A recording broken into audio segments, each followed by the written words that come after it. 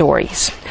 We begin with Saturday's big announcement that Prime Minister Vladimir Putin will run for presidency in 2012. The news came at a ruling United Russia Party convention. Current President Dmitry Medvedev will head the party in parliamentary elections and is ready to lead the government if they win. Artisan Isanawi heard the historic speeches firsthand. The wait is over. I believe it would be right for Congress to support the candidacy of Vladimir Putin in the presidential election.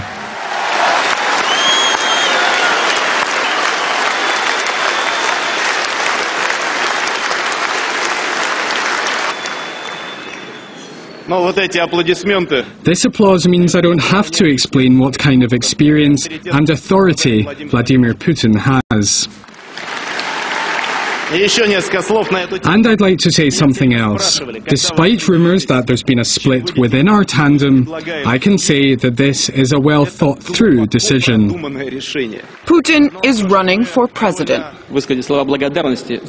I'd like to express my gratitude to you for supporting my candidacy to run for president. It's a great honour.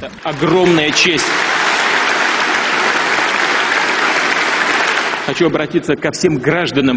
with the parliamentary elections coming in December, I'd like to ask all Russian citizens to support the United Russia Party with Dmitry Medvedev at the helm.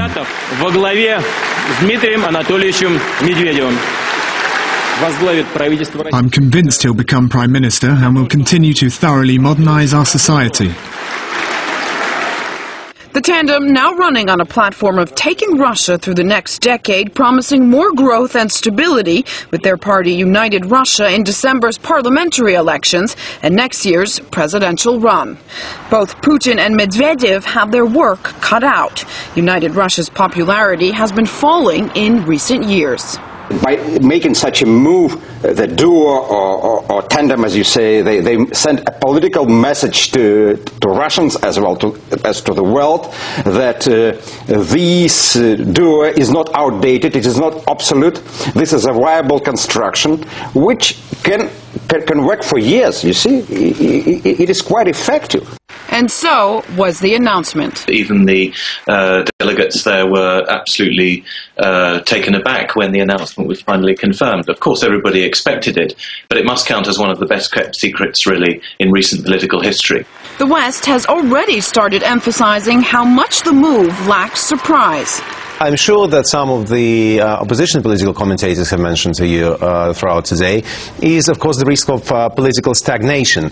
And after all, this country remembers very well the era of the 70s and the 80s, especially when the Communist Party leadership didn't really change, and they all stayed there until they were 85 years old.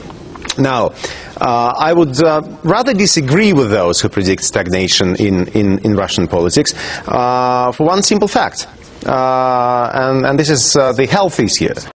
Meaning a so-called Western-style democracy might not be the way for Russia, something we are seeing the U.S. especially push for across one of the world's most unstable regions.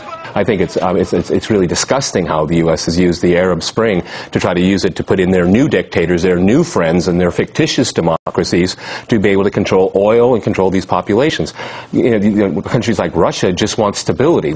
And stability is something Russia knows this dynamic duo can deliver, at least so far. Russian GDP has almost doubled, and the level of life in Russia, all over Russia, not only the capitals, has improved. But Putin and Medvedev want to take it to the next step.